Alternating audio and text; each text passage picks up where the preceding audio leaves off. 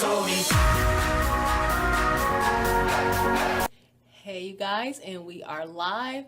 All right, so we're gonna hop right in. As you already know, I am Lanisha Porter, and we are discussing chapter 1 of my book, Things I Never Talk About. So the first chapter is childhood, and I gave you a bit of a preview of my childhood on my introductory video to the book, but I'll just read a quote, let you hear an excerpt from it, and then expound upon that.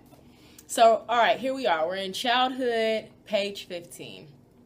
And if you're interested in purchasing my book, you can do so at the link below on my website. But here we go, an excerpt. As a female, I always had to be corrected outside of my comfort zone or go outside of my comfort zone for answers.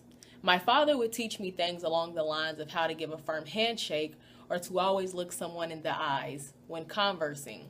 But he wouldn't teach me about vaginal health or bra sizes. Gratefully, I had women offer to be the maternal fulfillment I needed and extended invitations to talk to them whenever I had personal dilemmas. Conversely, it was never the same. It was not the real thing, simply because I believed I wasn't their priority.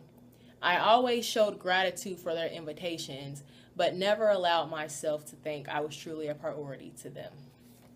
Right? So, as you heard from the last video, I made you privy to the fact that I was raised by a single father. My mother was pretty much an absent mother during my most developmental stages when I needed her guidance and maternal molding the most.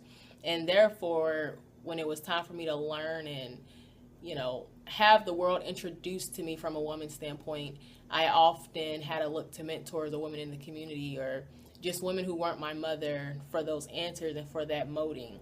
And that caused me to be very resentful. My mother would often make promises to me that she did not deliver upon.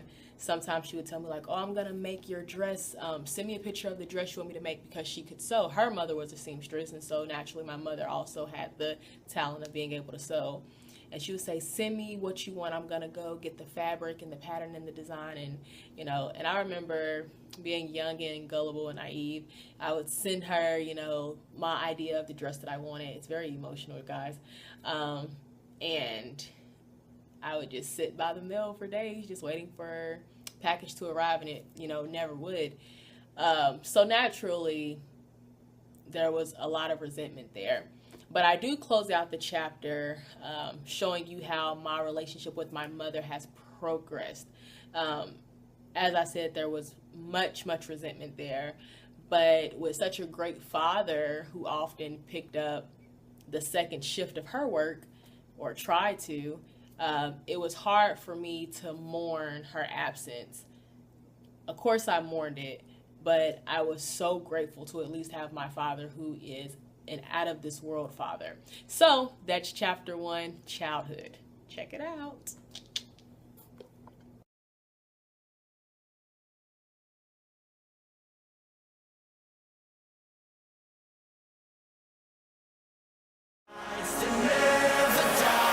Father told me.